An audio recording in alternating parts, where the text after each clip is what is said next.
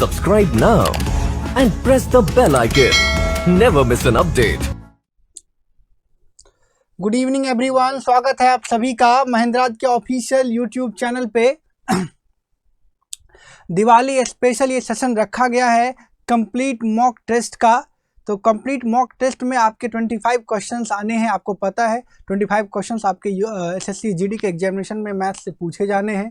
तो 25 क्वेश्चन आज पूरा का पूरा तो मैं नहीं करा पाऊंगा, लेकिन हाफ मैं आज करा देता हूँ, हाफ नेक्स्ट डे करा दूंगा। उसके बाद हम लोग मिलेंगे, कंप्लीट 25 का 25 क्वेश्चन हम लोग डिस्कस करेंगे। फिलहाल दिवाली स्पेशल हम लोग कुछ क्वेश्चन आज करते हैं, कुछ क्वेश्चन अगले दिन करेंगे। तो सभी लोग एक बार इस सेशन को जल्दी से जल्दी एक बार शेयर कर दीजिए अपने दोस्तों के पास, अपने भाई बंधुओं के पास, अपने चाहने वालों के पास, जहां भी आपको इच्छा हो वहां शेयर कर दीजिए। अपने फेसबुक, व्हाट्सएप, इंस्टाग्राम, टेलीग्राम, जिधर मर्जी हो उधर शेयर कर दीजिए, ताकि और भी बच्चे जुड़ जाएं, और भी बच्चे इस वीडियो को देख पाएँ, ताकि उनका भी कुछ ना कुछ बेनिफिट हो सके। तो आज का सेशन जो है कंप्लीट मॉक टेस्ट का है। यहाँ मिसलेनियस क्वेश्चन मिलेंगे आपको देखने को। हर चैप्टर से लगभग क्वेश्चन मैंने कलेक्ट करके दिया है आप लोगों को, ताकि आपकी अच्छी प्रैक्टिस हो सके। तो चलिए शुरू करते हैं आज के इस शानदार सेशन को, जो कि आपका पहला क्वेश्चन आपके स्क्रीन पे अब आ चुका है। सभी लोग इस क्वेश्चन का फास्ट आंसर करिए। क्या होगा इस क्वेश्चन का आंसर? क्या बोला जा रहा है कि 222 और 250 के बीच सभी सम संख्याओं का औसत ज्ञात कीजिए। 222 और 250 के बीच सभी सम संख्याओं का औसत ज्ञात कीजिए। कैसे करेंगे? क्या होगा इस क्वेश्चन का करेक्ट आंसर? सभी लोग मुझे चैट बॉक्स में, कमेंट बॉक्स में बताइए क्या होगा इस क्वेश्चन का आंसर। 222 से 250 के बीच जितनी भी सम संख्याएं हैं उसका औसत बताना है। तो देखिए, ऐसे सवालों का आंसर कैसे करते हैं। आपको 222 से 225 तक जाना है। जैसे कि एग्जांपल मैं आपको समझा रहा हूँ। मान लिया आपको बोला जाए कि 2 से लेकर के 6 तक के इवन नंबर का औसत बताइए। तो औसत का मतलब क्या होता है? एग्जैक्ट 20 का टर्म। आप फर्स्ट और लास्ट को ऐड करिए और आंसर लिखिए। देखिए तो एवरेज निकल के आ जाएगा 4। आप बोलेंगे बिल्कुल सर, 20 का तो नंबर आ ही गया। 2, 4, 6, 8 है। अगर आपको मैं ऐसे पूछता कि 2 से लेकर के 8 तक के सम संख्याओं का एवरेज बताइए, तो क्या बताते आप? वैसे आप प्रैक्टिकली इसको ऐड करके बनाते। 2 + 4 6 + 6 12 और 8 20। तो 20/4 लिखते तो आपका आंसर 5 आता है ना। या आप डायरेक्टली ऐसे नहीं कह सकते थे 8 + 2 सर 10/2, ऐसा भी कह सकते थे। 8 + 2/2 10/2 यानी कि 5। तो आपका आंसर 5 आ जाता। बोलिए हाँ या ना। आप ऐड करके वही काम कर रहे हैं, और फर्स्ट और लास्ट को ऐड करके 2 से डिवाइड करके भी वही चीज़ें आ रही है। तो ऐसे क्वेश्चनों का जब आप आंसर करने जाएंगे तो ऐसा कभी मत करिएगा। तो अब क्या करिएगा? फर्स्ट और लास्ट अपॉन 2, यही आपका इस क्वेश्चन का करेक्ट आंसर हो जाएगा। तो फर्स्ट कौन सा नंबर है? 222 है। और लास्ट कौन सा नंबर है? 250 है। ऐड करिए, बाई 2 करिए, हो जाएगा 472/2, मतलब 236। यही आपका answer. Option number C is the right answer. Clear है सभी को? समझ में आ गई चीजें? चलते हैं अगले क्वेश्चन की ओर हम लोग चलते हैं। बस आप लोग सेशन को लाइक और शेयर करते रहें। जितने भी लोगों तक ये वीडियो जाएगी उतने लोगों का बेनिफिट होगा, उतने बच्चे एसएससी जीडी का जितने बच्चे प्रिपरेशन करते हैं उतने बच्चे का बेनिफिट होगा। तो चलते हैं अगले क्वेश्चन पे। अगला क्वेश्चन आ चुका है यहाँ स्क्रीन पे। बोलता क्या है कि find the difference in compound interest earned in 1 year on a sum of ₹25,000 at 20% per annum compounded semi-annually and annually। मतलब ये हुआ कि 25,000 रुपये पर एक वर्ष में 20% की दर से जब ब्याज जो है अर्धवार्षिक रूप से काउंट होती है, सेमी एनुअली बोला गया उसको, और जब एनुअली काउंट होती है मतलब वार्षिक रूप से काउंट होती है, तो डिफरेंस जो आएगा इंटरेस्ट में वो क्या है वो बता दीजिए। बहुत ही आसान सा सवाल मैं आपको दिया हूँ, आपके स्क्रीन पे दिख रहा है। तो जल्दी से एक बार सभी लोग कोशिश करिए इस क्वेश्चन का सही आंसर क्या होगा, फिर मैं आपको क्वेश्चन का आंसर बताता हूँ।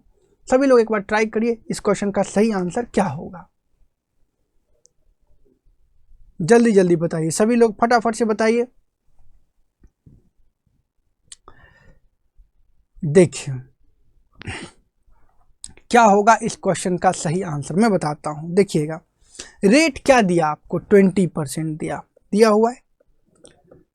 देखिए रेट कितना दिया? 20%। ध्यान से समझिएगा, अगर रेट 20% है तो हाफ ईयरली यानी कि अर्धवार्षिक रूप से अगर हम लोग इंटरेस्ट काउंट करेंगे तो रेट जो 20% दिया हुआ है ये तो पर ईयर के लिए दिया है, और जब अर्धवार्षिक आप काउंट करेंगे तो रेट आपका हाफ ईयरली का होना चाहिए, सेमी एनुअली का होना चाहिए। तो रेट आपका सेमी एनुअली के लिए कितना हो जाएगा, 10% पर हाफ ईयर लिख सकते हैं। सभी लोग बोलिए हाँ या ना, क्योंकि आपको हाफ ईयर के लिए सोचना है, मेरी बात समझिएगा।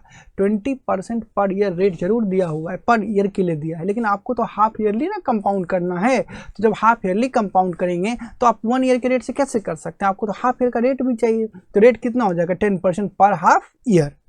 अच्छा, 10% पर हाफ ईयर हमारा रेट हो गया। टाइम दिया हुआ है आपका 1 ईयर। अगर 1 ईयर का टाइम है, ध्यान से समझिएगा, अगर 1 ईयर का टाइम है तो क्या आप बता सकते हैं कि 1 ईयर में कितना टाइम मिलेगा आपको हाफ ईयर का? तो आप बोलेंगे सर 1 ईयर में 2 हाफ ईयर मिलेगा। 1 ईयर में कितना मिला, तो 1 ईयर में आपको मिल गया 2 हाफ ईयर। समझिएगा चीज़ों को, 2 हाफ ईयर ऐसा मिल गया।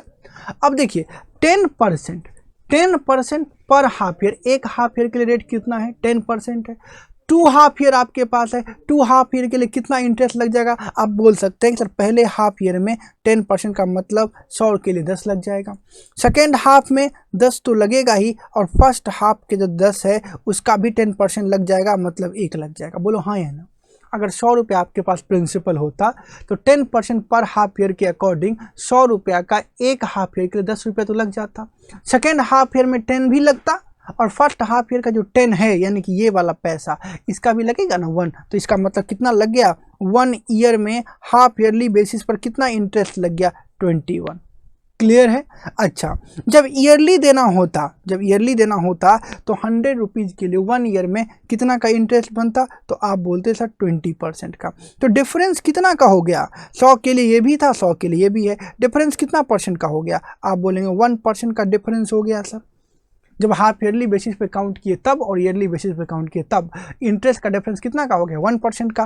प्रिंसिपल कितना है आपका, 25,000 रुपया। तो डिफरेंस का अमाउंट कितना हो जाएगा? तो आप बोल सकते हैं डिफरेंस इक्वल टू 25,000 का 1%। तो 25,000 का 1% कितना हो जाता है, 250 हो जाएगा ना, 250। तो आंसर कौन सा हो जाएगा इस क्वेश्चन का, बी आंसर।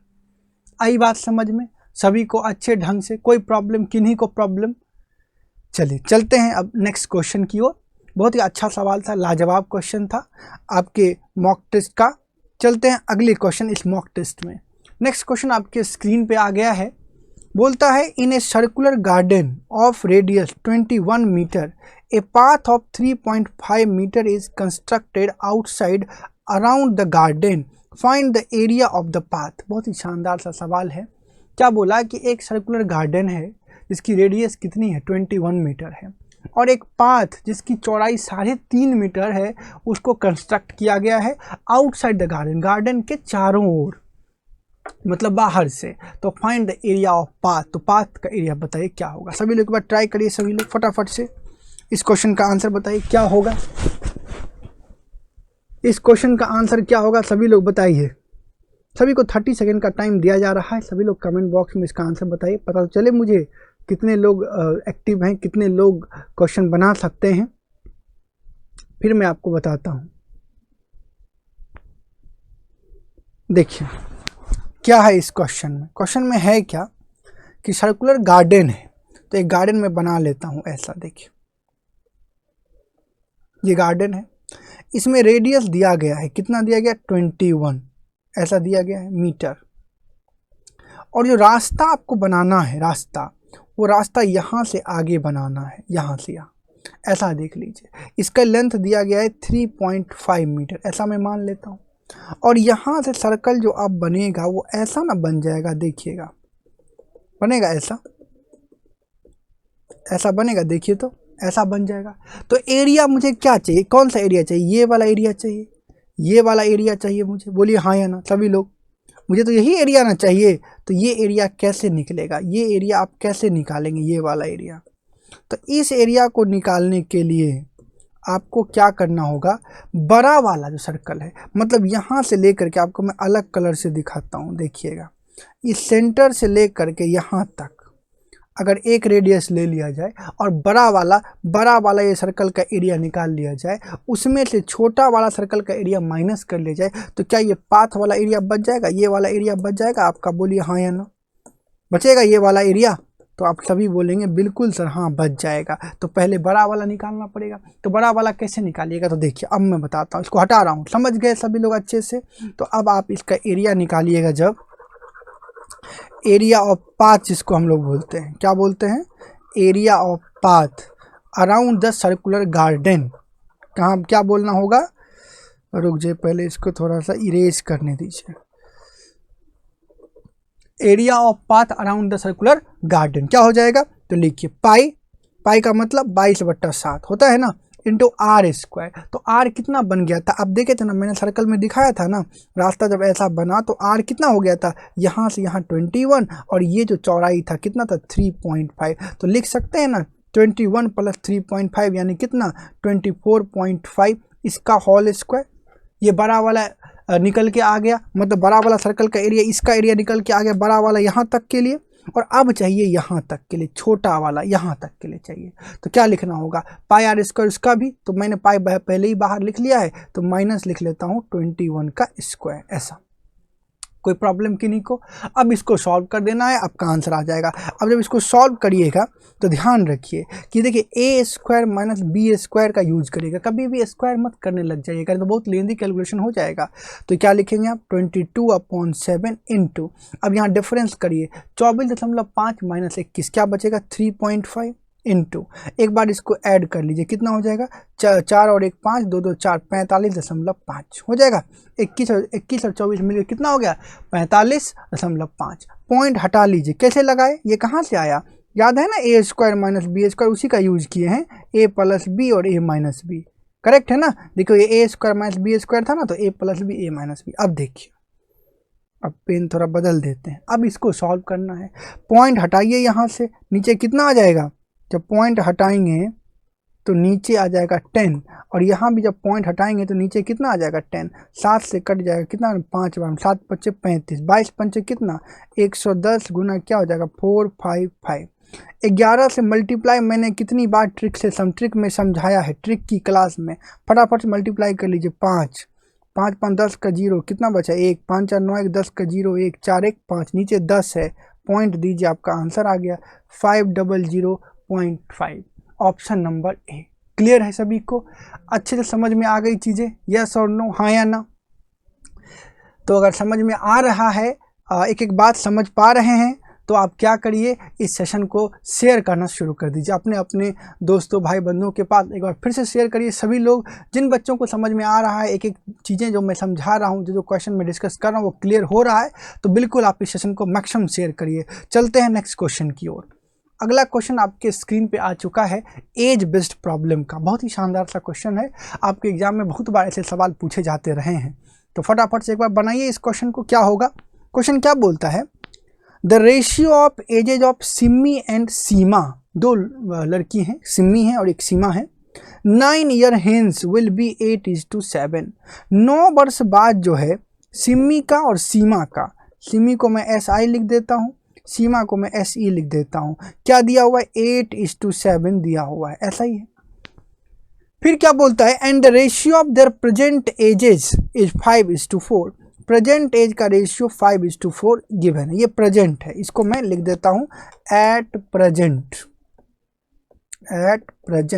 और ये 9 ईयर हेंस। क्लियर?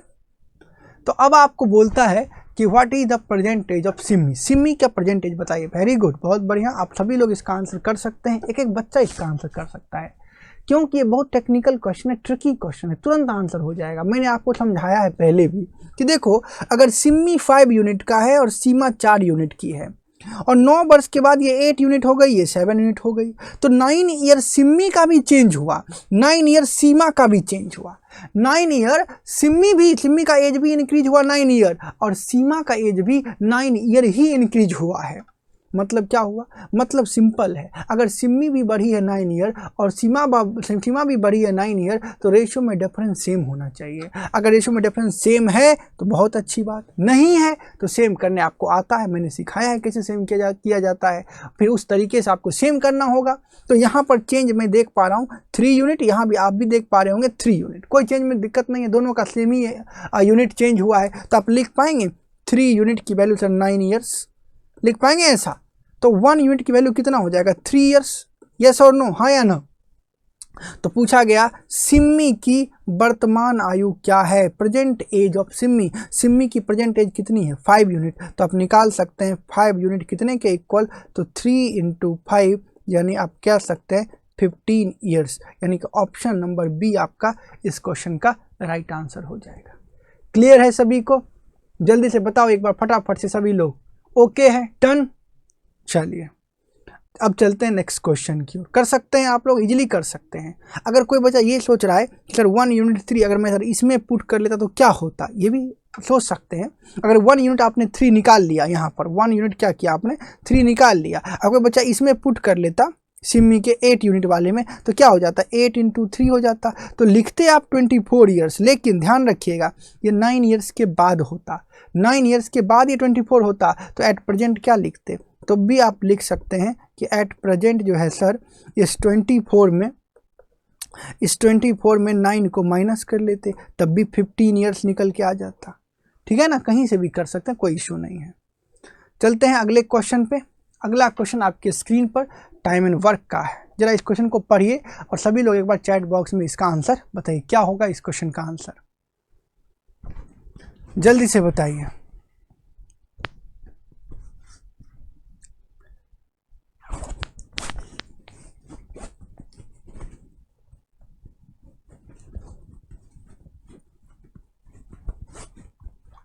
चलिए देखते हैं क्या होगा, देखिएगा क्या बोलता है। इस क्वेश्चन को भी समझिएगा, बहुत ही आसान सा क्वेश्चन है, बहुत लोगों ने आंसर किया भी है, बहुत बढ़िया, वेरी गुड। देखिए एक कैन, बहुत लोगों को इस क्वेश्चन में एलसीएम निकालने में ही प्रॉब्लम हो रहा होगा, सर 55, 66 और ये 12 का एलसीएम कैसे निकालेंगे। जल्दी से जल्दी मैं आपको बताता हूँ। देखिए A can do a piece of work in 55 days, A किसी काम को 55 दिनों में करते हैं। B can do it in 66 days, B इसको 66 दिन में। फिर बोलता है अलॉन्ग विथ सी, सी के साथ मतलब ए बी और सी मिल करके बोलता है they complete the same work in 12 days, ये सेम वर्क जो है 12 दिन में कंप्लीट कर लेते हैं। ऐसा बोलता क्या है फिर, then find the number of days required by C alone to complete the whole work. तो अकेले सी के द्वारा करने में इसी वर्क को कितना टाइम लगेगा। तो आप क्या करेंगे, सबसे पहले इसका एलसीएम लेते हैं बाय रूल, रूल के अकॉर्डिंग आप रूल जानते हैं कि सर एलसीएम लेके पहले वर्क लिया जाता है। तो एलसीएम कैसे लेंगे, देखिए पहले आप इसका एलसीएम सोचिए, इसके बारे में सोचिए, इसके एलसीएम के बारे में। दोनों में 11 कॉमन है, बोलो हाँ या ना। तो क्या आ गया 11 दोनों में है। फिर यहाँ क्या बचा 5 बच गया, यहाँ क्या बचा 6 बच गया, इन दोनों का बात खत्म। अब इस 12 को भी इसमें अटैच कर लो। 12 कैसे अटैच होगा, तो देख लो 6 ऑलरेडी पहले से है। अगर मैं इसमें अगर 2 से मल्टीप्लाई कर दूँ सीधा तो ये 12 से भी डिविजिबल हो जाएगा ये नंबर, बोलो हाँ या ना। अरे 12 में तो 6 ऑलरेडी है ही ना, 2 का कमी था, 2 से मल्टीप्लाई कर दिया। अब देख लो तो 12 से भी ये डिविजिबल होगा कि नहीं होगा, ये पूरा नंबर 12 से कटेगा कि नहीं कटेगा, 55 से कटेगा कि नहीं कटेगा, 66 से कटेगा कि नहीं कटेगा। तो आप बोलोगे हाँ सर कट जाएगा, बस इसी तरीके से आप सोच लीजिएगा। तो 12 से डिवाइड करेंगे तो कितना मिलेगा, तो यहाँ 55 मिल जाएगा। अब 55 से यहाँ डिवाइड करेंगे टोटल वर्क में तो कितना मिलेगा, तो यहाँ पर 12 मिल जाएगा। 66 से करेंगे तो 11 × 6 खत्म, 5 × 2 कितना मिलेगा 10 मिल जाएगा। यही तरीका आपको लगाना है। आई बात समझ में, किन्हीं को कोई प्रॉब्लम हुआ। अब देखिए a + b + c की एफिशिएंसी आपको पता चल गई 55 और a और b की एफिशिएंसी तो यहाँ से आपको मिल गया 12 और +10 मिला के 22, कोई प्रॉब्लम नहीं है। तो c की एफिशिएंसी कितनी हो गई, c की तो 55 - 22 कर लें तो क्या बचेगा 5 - 2 3 और यहाँ 5 - 2 3 यानी कि 33। c की एफिशिएंसी भी मिल गई। c का टाइम चाहिए, तो वर्क आपको पता है अब सी का टाइम मैं यहाँ लिख देता हूँ। वर्क आपको पता है कितना, 11 × 5 × 6 × 2 अपॉन एफिशिएंसी सी की 33। 11 से काट दीजिए, 3 बार में 33, 3 से कट गया 2 बार, 5 2 जा 10, 2 जा कितना हो जाएगा 20, यानी कि सी का टाइम कितना हो जाएगा, तो आप बोलेंगे 20 डेज। क्या आसान था कि नहीं? बोलो, कर सकते थे कि नहीं आप लोग? बिल्कुल कर सकते थे, इजीली कर सकते थे, बहुत आसान सा सवाल था, ठीक है ना। चलो चलें आगे, चलिए नेक्स्ट क्वेश्चन की ओर चलते हैं। अब देखिए ये क्वेश्चन बहुत ही शानदार सा है, आपके स्क्रीन पे करिए, कैसे करिएगा। ये जो क्वेश्चन दिया गया है, ये दिया गया है पार्टनरशिप का, आप सभी के लिए मिसलेनियस टाइप क्वेश्चन है, पार्टनरशिप का शानदार क्वेश्चन आपके सामने है। देखते हैं कौन कौन लोग इस क्वेश्चन को कर पाते हैं, फटाफट से करिए। क्या होगा इस क्वेश्चन का आंसर? 3 पर्सन हैं इसमें, ए, बी और सी। ध्यान दीजिएगा, जल्दी से करिए क्या इस क्वेश्चन का आंसर होगा। फिर मैं आपको क्वेश्चन भी समझाता हूं और उसके बाद जो है इसका सॉल्यूशन भी आपको बताता हूं। करिए, जल्दी से करिए।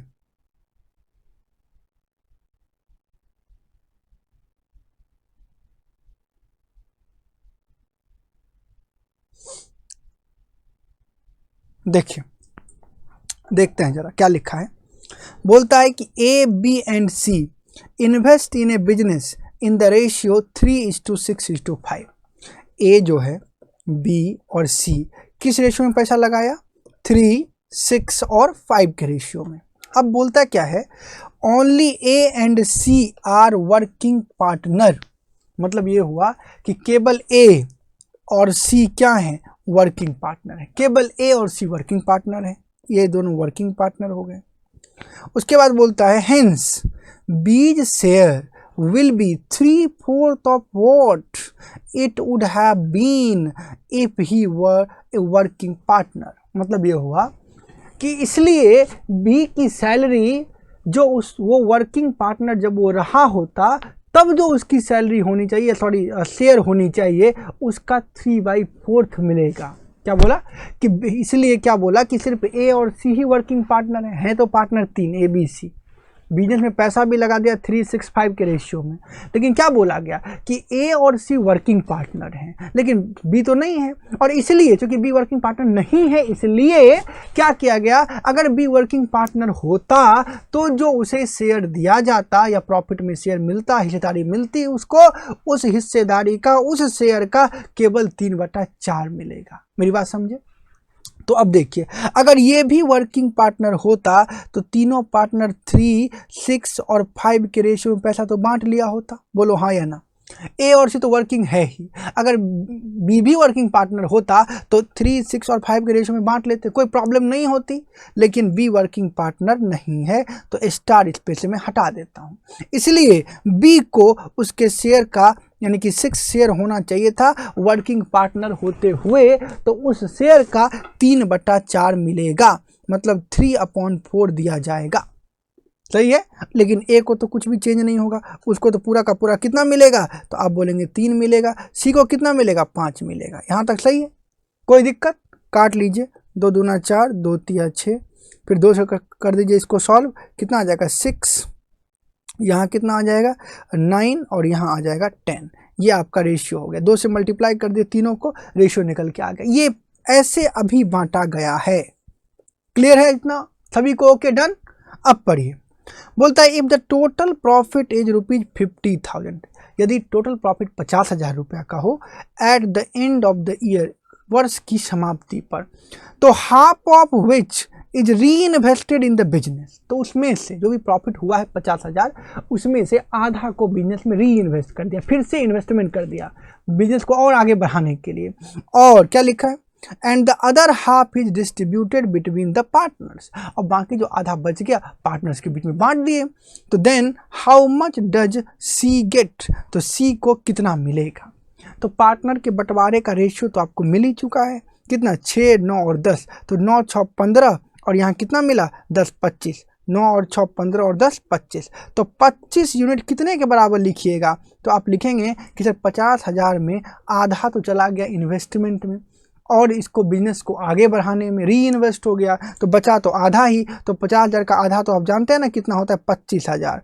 तो लिखें 25,000, तो 1 यूनिट कितने के बराबर हो जाएगा, तो आप लिखेंगे 1000 के बराबर सर, हो जाएगा। और आपको किसका पैसा पूछा गया, सी का हिस्सा कितना है 10, तो आप 10 यूनिट निकाल सकते हैं, कितना हो जाएगा, आप बोलेंगे सर 10,000 आंसर टिक कर लीजिए, ऑप्शन नंबर सी, हो गया आंसर, खत्म। आई बात समझ में, कोई दिक्कत? चलिए अगले क्वेश्चन की ओर आगे बढ़ते हैं। बहुत ही आसान सा है क्वेश्चन, जीडी का ना पेपर हम लोग डिस्कस कर रहे हैं, इजी ही रहता है। चलिए इसको बनाइए, टाइम एंड वर्क का क्या होगा इसका आंसर, टाइम एंड वर्क के इस क्वेश्चन का आंसर क्या होगा, सभी लोग बताइए। क्या बोलता है कि A B and C together can make some chair in 9 days, एक साथ मिल करके कुछ चेयर जो है 9 दिनों में बना सकता है। C alone can make the same number of chairs in 36 days, लेकिन सी अकेला 36 डेज में उतना ही चेयर बना सकता है। मतलब एक पीस ऑफ वर्क की बात यहाँ हो रही है। एक वर्क कोई कार्य कोई कर रहा है जो ए बी और सी भी करता है, और यहाँ अकेला सी भी करता है।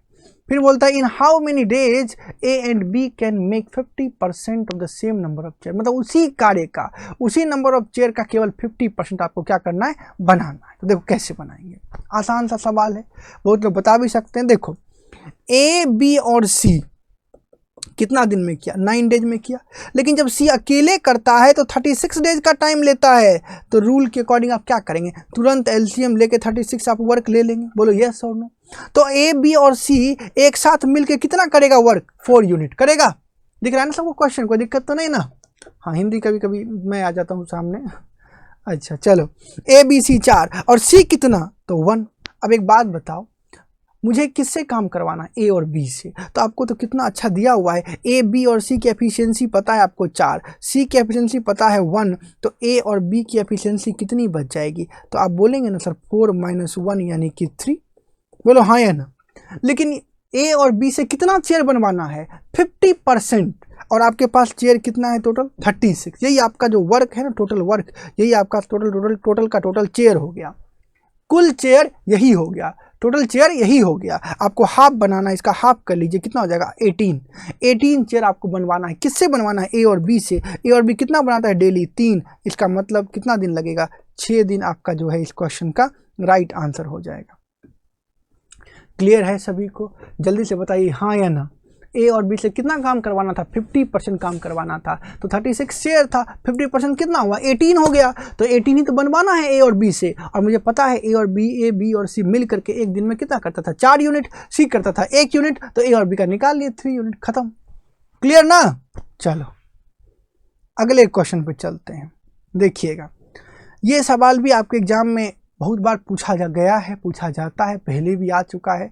इसका आंसर तो आप लोग जानते ही होंगे, आसान सा सवाल है, ये मैं बता ही देता हूँ कि 3rd ईयर का इंटरेस्ट पता है, 4th ईयर का भी कंपाउंड इंटरेस्ट पता है। तो ऐसे केस में अगर रेट निकालना होता है तो क्या करते हैं, सिंपली इंटरेस्ट का डिफरेंस करते हैं, कितना हो जाएगा 10 का, और किसको प्रिंसिपल मान के सॉल्व करते हैं 125 के रेस्पेक्ट में इंटू 100। ये मैंने बहुत बार बताया आप लोगों को, 25 पंचे 25 से 4, 5 से कट गया 2, यानी कि आपका आंसर कितना हो जाएगा 8%। यानी क्वेश्चन ऑप्शन नंबर कौन सा, सी हो जाएगा ना। इसमें तो कोई डाउट की बात नहीं है, किन्हीं को है क्या? चलो नेक्स्ट, अब इसको बनाओ, ये क्या होगा, इसका आंसर प्रॉफिट लॉस का है, जल्दी से करो। कैसे करेंगे इस सवाल को, क्या बोला है कि अर्जुन सेल करता है एक स्कूटर को 46,000 में और उसे कुछ लॉस हो जाता है। यदि if he had sold it for ₹58,000, अगर वह उसी को 58,000 रुपये में बेच देता तो his profit would have been double of his loss. तो जो लॉस उसको पहले हो चुका है उसके रेस्पेक्ट में प्रॉफिट जो है दुगुना हो जाता। तो आपसे क्या पूछा, then find the cost price of the scooter, scooter का कॉस्ट प्राइस क्या होगा। वेरी सिंपल क्वेश्चन है। अर्जुन जो है स्कूटर को सेल किया, कितना में सेल किया, 46,000 रुपया में सेल किया, तो कुछ ना कुछ लॉस हुआ। इसका मतलब सीपी से कम पैसा मिला है, तो मान लो जो लॉस हुआ वो एक्स का हुआ, मैं मान लेता हूँ ऐसे, एक्स का लॉस हो गया। अब उसी स्कूटर को अगर वो 58,000 में बेचता, 58,000 में, तो यहाँ पर तो सीपी से ज़्यादा पैसा मिलता। प्रॉफिट का मतलब ही है सीपी से अधिक पैसा मिलना। तो यहाँ पर जो प्रॉफिट होता वो बोला है हानि का 2 गुना हो जाता, मतलब लॉस का डबल होता, मतलब 2x होता। कोई प्रॉब्लम? तो कॉस्ट प्राइस क्या है? Very simple. अब बताइए, सीपी जो कुछ भी रहा होगा उससे ये वैल्यू x कम है और सीपी से 58,000 2x ज़्यादा है। इसका मतलब इन दोनों का डिफरेंस जो है किस रेशियो में है? तो अब ये x 2x को डायरेक्टली लिख लें 1:2 के रेशियो में। यहाँ से ये 1 यूनिट कम है, यहाँ से ये 2 यूनिट ज़्यादा है। मतलब जो डिफरेंस है 46 और 58,000 में, वो किस रेशियो में? 1:2 के रेशियो में। डिफरेंस कर लीजिए, कितना आ जाएगा? 12,000। 12,000 को 1:2 में बांट लीजिए तो कितना हो जाएगा? 3 यूनिट 12,000 के, 1 यूनिट यहाँ आ जाएगा 4,000, यहाँ आ जाएगा 8,000। तो आप बोल सकते हैं कि यहाँ पर जो प्रॉफिट है सर वो 8,000 का है, यहाँ लॉस है सर वो 4,000 का है। अब खुद ही समझ में आपको आ गया होगा कि सीपी से 4,000 ये कम है, तब 46,000 रुपये में बेचा गया है, और सीपी से 8,000 रुपये अधिक का 8,000 रुपये प्रॉफिट लिया गया, तब वो 58 में बेचा गया है। इसका मतलब सीपी कितना है? 58,000 में जब बेचे हैं तो 8,000 का आपका प्रॉफिट है। प्रॉफिट कम करिए सेलिंग प्राइस में तो सीपी आ जाएगा कितना? 50,000। या आप क्या कर सकते हैं, 46,000 में आपने बेचा है लेकिन आपका 4,000 का लॉस है, नुकसान है। इसका मतलब सीपी से 4,000 रुपये कम पे बेचा गया, तब 46 है। तो सीपी कितना रहा होगा? तो 46,000 में 4,000 को ऐड कर लीजिए, तब भी 50 आ जाएगा। यानी कि ऑप्शन कौन सा? तो आप बोल सकते हैं ऑप्शन नंबर डी जो है इस क्वेश्चन का राइट आंसर हो जाएगा। क्लियर है सभी को? कोई दिक्कत यहां तक? कोई परेशानी? चलिए नेक्स्ट, अगले क्वेश्चन पे चलते हैं। अगला क्वेश्चन बहुत ही आसान है, सिंपल है।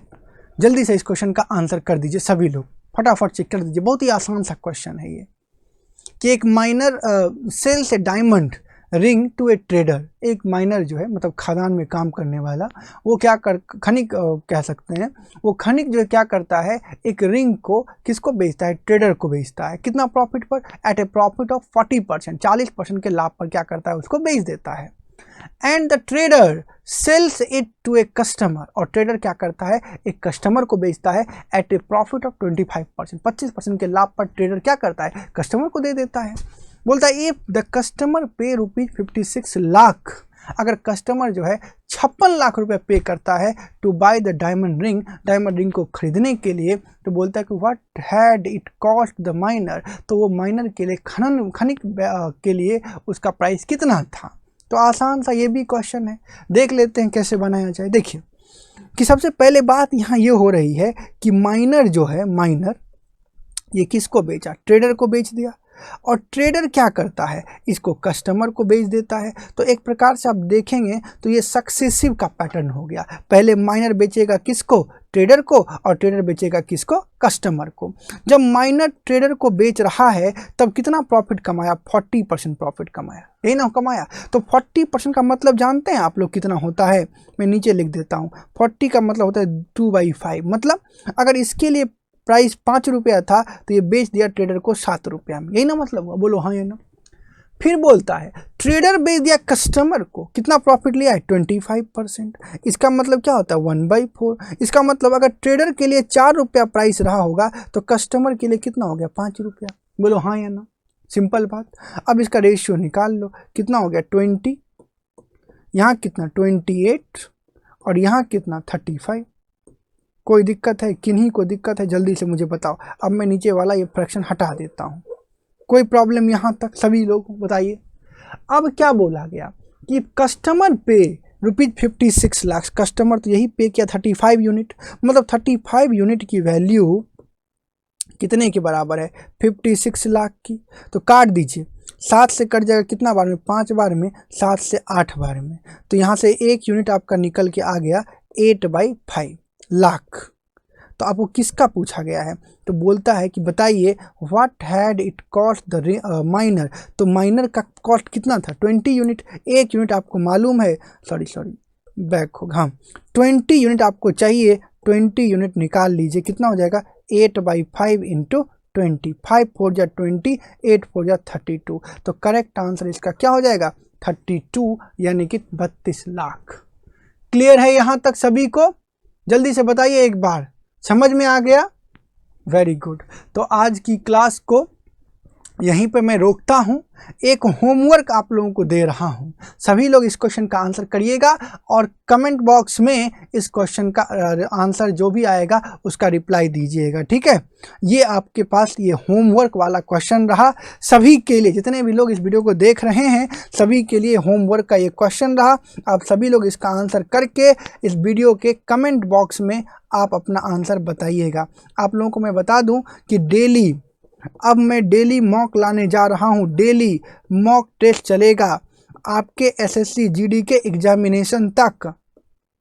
तो मेरे साथ आप डेली भी जुड़ सकते हैं। अभी तो दिवाली स्पेशल चल रहा है, लेकिन आप डेली भी मेरे साथ जुड़ सकते हैं।